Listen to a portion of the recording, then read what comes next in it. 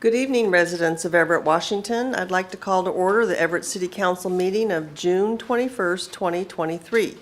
The City Council meets all requirements of the State of Washington Open Public Meetings Act. Community members are welcome to join either in person, remote, via Zoom, or by calling in. For those who wish to participate in the future via Zoom, you'll find the instructions to register for public comment on the City of Everett website under the City Council Department. Please note that we do not allow comments of any kind on campaigning, whether for or against ballot measures or candidates running for office. We do not accept comments focused on personal matters that are unrelated to city business. Clerk, will you please take the roll? Mayor Franklin. Excused. Councilmember Ryan. Here. Councilmember Schwab. Excused. Councilmember Fossey. Here. Councilmember Zarlingo. Here. Councilmember Vogely. Here. Vice President Toohey. Here. President Stone-Cipher. Excused. Now I would like to ask City Council Member Zarlingo to lead the Pledge of Allegiance.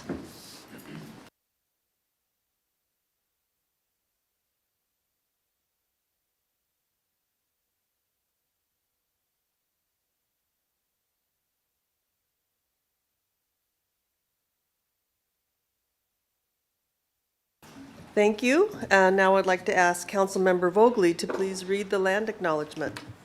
Thank you. The City Council wishes to acknowledge the original inhabitants of this place, the Shahoksh people and their successors, the Tulalip tribes. Since time immemorial, they have hunted, fished, gathered on, and taken care of these lands and waters.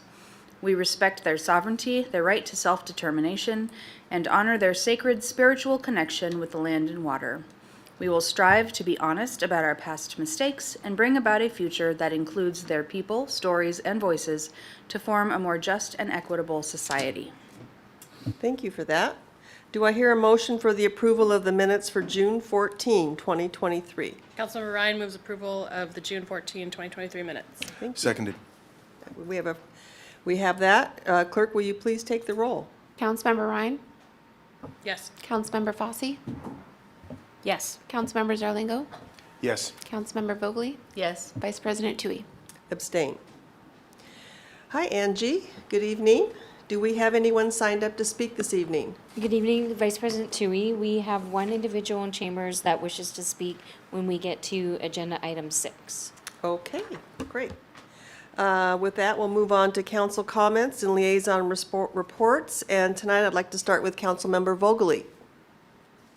Well, okay. Let's see. I was able to be at World Refugee Day celebration at Everett Community College, and that was a fantastic event.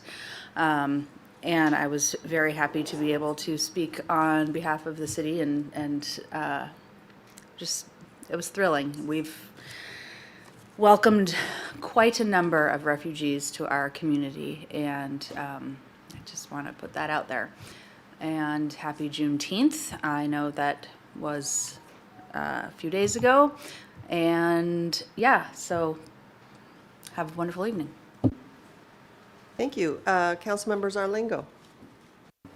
Well, just one quick note. We had our Parks and Quality of Life meeting earlier this afternoon, and for anybody who's interested in the city's long-term plans for growth, especially as they're affected by and affect climate change, I'd recommend taking a view of that. And of course, any input, community member feedback, etc., we'd be glad to have any of that, as would our planning department and administration. Thank you. Okay, Councilmember Fossey. Happy belated Juneteenth to everybody as well, and I hope everyone had a wonderful Father's Day. And other than that, the Everett Pride Block Party was pretty amazing. So did you guys, I know a lot of people were able to attend that, and I know I had a grand old time, so Everett's awesome. All right. Councilmember Ryan. Great. Good evening, everybody. Yes, congratulations to the Everett Pride Block Party crew and their inaugural event over the weekend. It was a huge success and just a tremendous showing of support and love. So Congratulations, looking forward to next year. I just wanted to share a quick update. I've been receiving some questions and concerns from community members about a situation over at the port, about the port compatibility area, and there had been some questions about what that means and what it doesn't mean, and just some concerns and frustrations with excessive noise down at the port. So thank you to port staff who put together this very handy one-pager with some frequently asked questions about what a port compatibility area means, and also they've offered to meet with community members to share more about the process and what all is involved. So if folks would like to, if they haven't gotten a copy of this yet from the port, I'd be happy to forward on my copy, so feel free to reach out, or I'll try and post it on my Facebook or my Twitter page. So that's all for me tonight. Thanks. And I'm just going to make, I also attended the Pride event on Saturday, which was great. I was a little bit early in the day, and there was still a lot of people there, which was fun. We have the Went Awards coming up this Friday night, and it's a really fun evening. It's the Mayor's Art Awards. So we have we have 6 different people and groups that we're going to be honoring and celebrating with. So that's starts at 6 o'clock at the Everett Performing Arts Center, and 7 o'clock is the program. So it should be a great event, so I'm looking forward to that. That's all I have tonight. Do we have an administrative update this evening, Jennifer? I do, yes. Okay, great. A few notes just to note that we're working on a briefing about the bike master plan, including recent projects. Working on the Fulton Avenue speed enforcement request. So no other update, but just to note that it's on the agenda, or on our agenda, I guess. A reminder to council members to share your budget ideas for 2024 to me and/or Angie. The mayor is interested and excited to receive those and consider them as she develops her budget. Ideally, it's kind of in the next month or so. Of course, you'll have your budget hearings in the kind of fall and early. I think it accounts for fall in November still, but if you have ideas, and thanks to Councilmember Ryan for sharing some of those, I encourage the rest of you to do the same. And then last week, before I get to that, an update on ARPA. So the next quarterly briefing, I think we're looking probably at July 19th. So for those of you that were looking for a date for that, that's what we're looking at. Some of you that asked about it might not be here, but you can watch the meeting, I suppose. And then the last piece, we heard last week about some concerns from a resident of the Delta neighborhood. So I have shared that out with our police department staff, community development, public works, parks, a couple brief initial updates on that. So our city's traffic division is working to contact that person on the school zone and crosswalk concerns, and may have already done that. Park staff will be looking into the reported graffiti at Wiggums Hollow Park, Wiggums Hollow Park and the skate park. Our COIT team is now aware of that uptick in issues and potentially weren't aware before, so appreciate that information was brought forward. Our EPD officers that were here that night spoke with him after his comments last week and followed up with him after, have also notified our North Patrol officers of those issues at the park. There are so one of the things he talked about were RV vehicles parking over long-term in the neighborhood. There are challenges when those vehicles are parked and then move, sort of warning, and then they move again. So we'll continue working with our parking enforcement division. They've been notified they'll take enforcement action whenever possible, but that's a nuance that can be a challenge. So those are the updates that I have. Thank you. Moving on to our city attorney. David, do we have anything tonight? No report from the legal department. No report from the legal Okay. department. And we're not asking for an executive session. Thank you. Okay, great. Now, do I hear a motion for our 5 consent items? Councilmember Ryan moves approval of the 5 consent agenda items. Seconded. Okay, great. Clerk, will you please take the roll? Councilmember Ryan? Yes. Councilmember Fosse?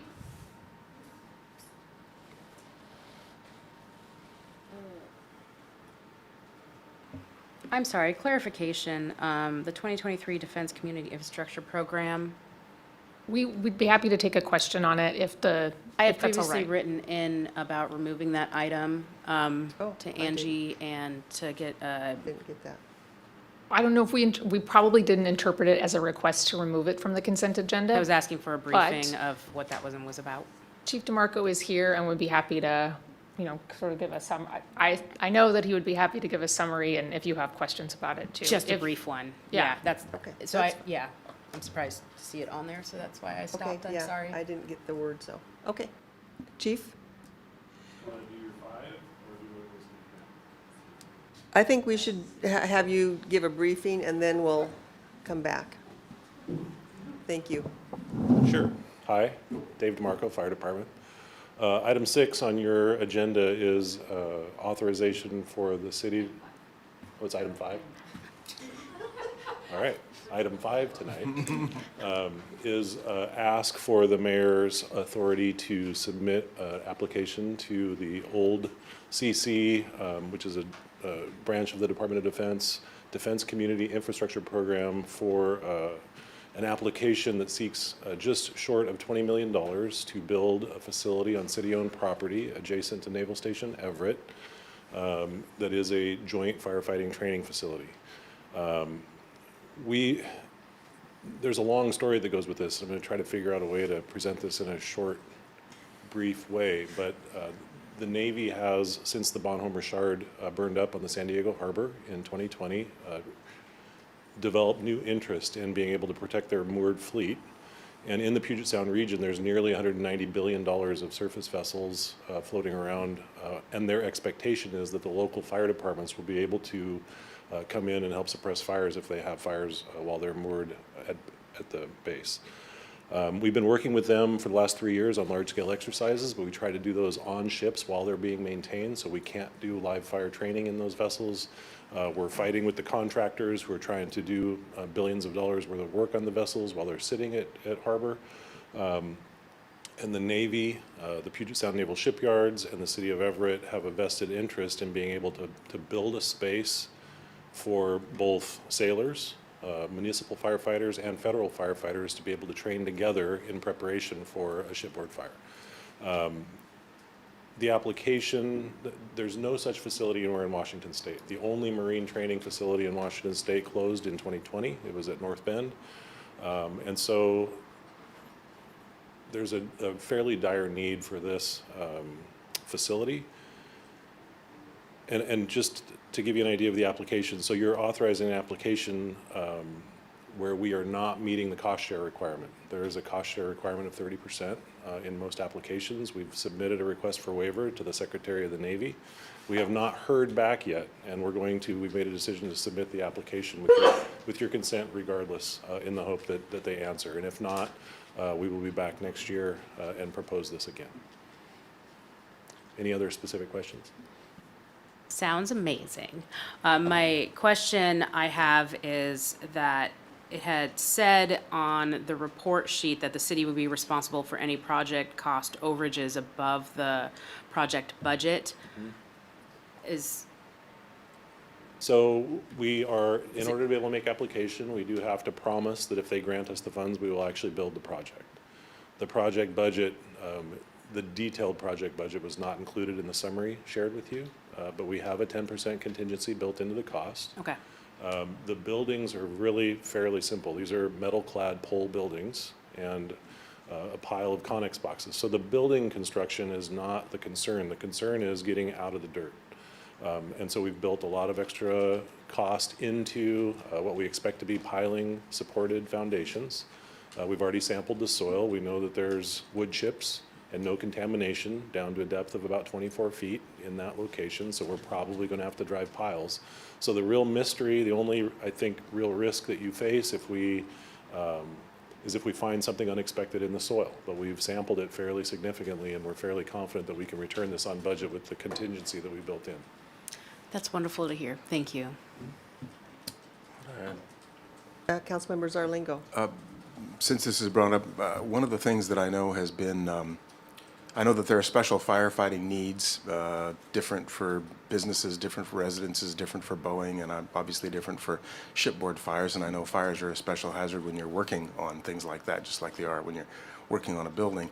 and I know there have been some big fires at Everett where a collective response was helpful in controlling that. Would there be a benefit to the city and its firefighters and firefighting capability from this training outside of purely the fighting of shipboard fires? Absolutely. So the site is envisioned to be a comprehensive firefighting training facility, not just a shipboard firefighting training facility.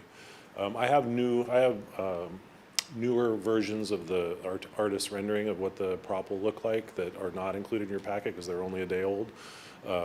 But if you look at the photos or the drawings that are included in your packet, you can see that the prop itself is constructed out of Connex boxes. And as you approach that from one side, it will be constructed to be a ship. As you approach it from another side, it will be constructed to be a strip mall. And if you approach it from another side, it will be constructed to be a 5-story apartment building.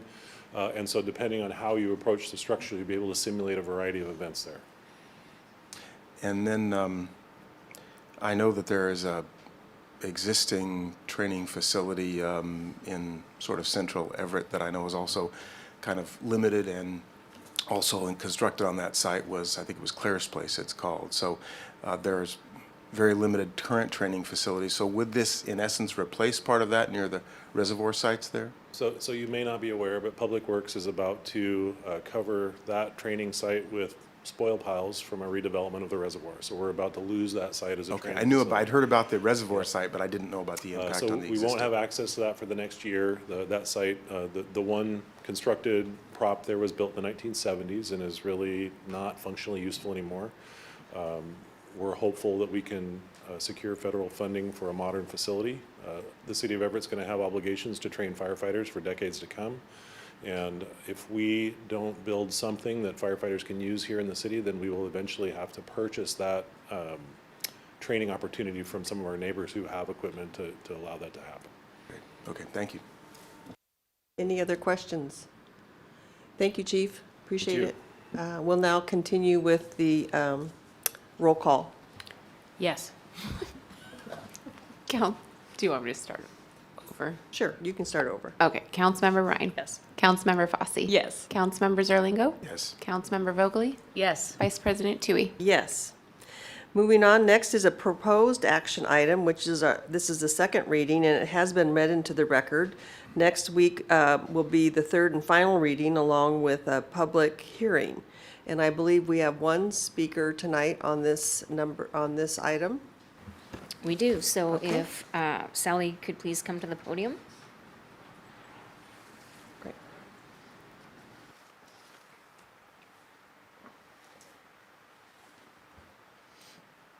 And if you could, hi, can you please press the button on the right of the base of the mic there? There we go.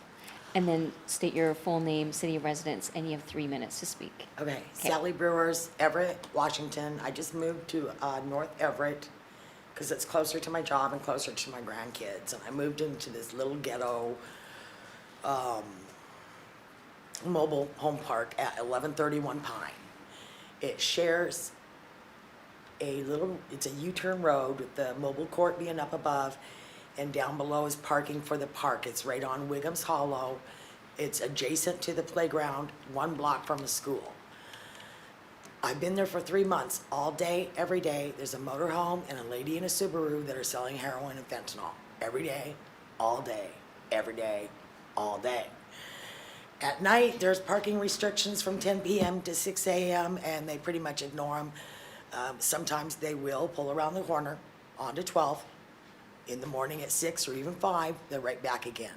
They don't pay attention to the 10 p.m. They're there till after midnight sometimes. They have walk-up traffic, drive-through traffic. She'll even deliver the drugs. And now that I'm here, I'm thinking it might be more of a parking issue. But I actually just kind of came to look at the SOTA map, which I don't even see, because every time I try to look it up online, HeraldNet won't let me see it because I don't subscribe. What can we do about this? Do I go to parking? I went to the building next door the other day, and I guess there's no office where I can go and talk to somebody. I have to call. Yeah, we're going to have Jennifer Gregerson here, our administrative assistant, is going to meet with you, and we'll figure out the best route to take care of, to Maybe we help can you. change the hours of parking to like a 3-hour limit where they have to leave. Yeah. And Chief Templeman might also want to chat with her about All the, right. the drugs. Thank you. Thank you for coming, and we'll make sure you get a map of the soda, Thank okay? All right.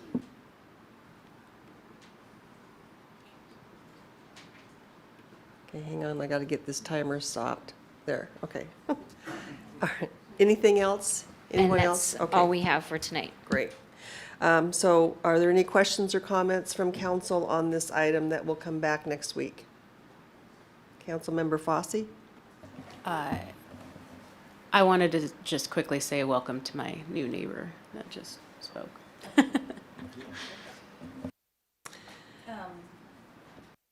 Councilmember Vogely? Yeah, this is the one regarding, oh gosh, okay. I've not written things down tonight, so I apologize. The gross misdemeanor? Thank you. Or is that the resolution? Yeah, gross misdemeanor. I know there was a lot of discussion about it last week, and I'm wondering if that discussion moved into changing it to just, or leaving it as a misdemeanor and not moving forward on a gross misdemeanor? That, if council so chose, is something that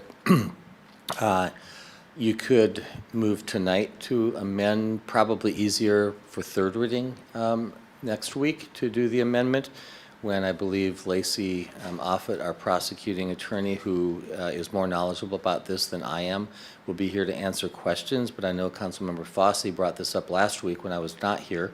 Believe it or not, I actually watch these meetings, so I'm not here. I know there was a question about, among other things, whether having it a gross misdemeanor rather than just a misdemeanor adds any deterrent effect. And the answer, I think, is that it really doesn't. What it does is increases the upper range of potential sentences, but very few people are sentenced to more than the 90 days that you get with a regular misdemeanor. And all of the research indicates that the deterrent effect kind of evaporates after a pretty short number of days. And after that, you are kind of punishing people unnecessarily and spending a lot of money out of our jail budget. So that would be a pretty reasonable amendment to make if you so chose, but I would encourage you to do that next week when somebody who knows a lot more about this than I do is here to help you think through that. Okay, I appreciate that. I know that when we've talked about stuff in just various ordinances and we have suggestions, sometimes they just get changed and there's no amendment needed. So, When there seems to be a consensus of the council early in the process, sometimes the change gets made and we make sure to send that out to council and indicate that this is different than what they saw for first reading. I think we're far enough along now that probably it is more technically correct if we come back next week and you make an actual amendment. It's, I mean, literally a word or two that needs to be changed. okay, I appreciate that. Sure. Before moving on, the resolution isn't on the agenda, but it's having its third reading next week. Is that correct? A resolution doesn't require 3 readings. Right. So we just sort of shifted the second reading to match up with the ordinance next week. So Can it'll have its, I ask a question even though the person isn't here about that? I'll write it down, I mean, obviously, but up to your council. Okay. Go right ahead. Thank you. We had received correspondence about the Delta neighborhood and maybe making an additional part to the soda area. And I believe I don't remember who was on the email, but I know some administration was. So I'm just wondering if Sergeant Bennett, sorry if it's not Sergeant, do you want to speak to it? Do you know what I'm talking about? The question is, would you consider adding more to the soda area as was asked for in the email that we received. Yeah, so Dan Templeman with the Police Department. I am familiar with the request and the correspondence in the email, and there would be no objection on our behalf. And I think that if you look at some of the data, there probably is supporting data to indicate that we do have calls for service and drug offenses in that area. And given some of the challenges and issues that have been raised by the neighborhood, it might be appropriate for council to make that consideration prior to the final reading next week. Thank you for that. And so with it being a resolution, what do we need to do if that's what the council wanted to do? By amending the resolution, or would they bring it back as just a different one? You can amend the resolution. Let me talk with my people and with Chief Templeman's people about the best way to do that, though. Okay, yeah, I just wanted to make sure that got Sure. addressed. So thank you very much. Understood, sure. I think that's all I have. And then if there's anything else, we can make changes next week, so, which makes sense when everybody else will be here. So, great. Thanks for all those comments. Now, moving on to our briefing item, which is item number 7, adopt a resolution adopting the Annual Transportation Improvement Program, TIP, update for 2024-2029. There will be a public hearing next week in action, and I welcome Tom Hood, who's going to give us a briefing on this. Good evening, Council. Tom Hood, Public Works staff. Public Works is asking City Council to adopt by resolution the city's 6-year transportation improvement program for the years 2024 to 2029. State law requires adoption of a 6-year TIP by all cities and towns in Washington state by June 30th of each year. The TIP is essentially a list of projects that support the transportation elements, policies, and goals as part of our city's comprehensive plan. The TIP is financially unconstrained, and it authorizes city staff to seek and receive funding for transportation projects. Since we're currently working on an update to the comprehensive plan, as you all know, this year's TIP update doesn't contain a lot of new items. We expect next year's TIP to be significantly changed, depending on the outcome of the comprehensive plan update. But we do have 2 new projects added this year. Both are transit-related projects, and they're in bold on your TIP list. The first one is pretty self-explanatory. It's the Everett Station HVAC improvements. The second project is called the Energy Collection Storage. Essentially, this is a capacitor-type project that allows electricity to be funneled into it during off-peak hours, and then during peak usage hours, we can draw that electricity back out to recharge the electric buses, thereby balancing the load on the power grid for better efficiency. So those are the 2 projects that are new on this year's TIP. The TIP was recommended for approval by the Transportation Advisory Committee at their May 18th meeting, and last night, June 20th, by the Planning Commission. Upon adoption by council, staff will forward the resolution from council to the Washington State Secretary of Transportation to complete this update process. Happy to take any questions. Great. Thank you, Tom. Any questions from, yes, Council Members Arlingo? I guess clarification, because I remember some discussion from this last year that this, when you say financially unconstrained, this is sort of a super list, because there are scores and scores of projects here, some of which I've seen as much as on the sort of proposal list or possibles list as much as 25 years ago or so. Things like an extension of transit extension under I-5 of 100th Street, things like that. That, if I understand it correctly, and I guess make sure we're all clear on this, that we need to have things on the list, on this list, so that we can ask for support for funding or that sort of thing. And that's why this is a larger list than we could possibly do. Yes, yeah, absolutely. Everything that we would ever want to do is on this list. Many of them, you're right, would far exceed our ability to fund. But we want to remain nimble enough that if funding programs do happen to become available and we can put together partnerships or who knows whatever else to make something work. Yes, we have projects with costs of many, even hundreds of millions of dollars on this list.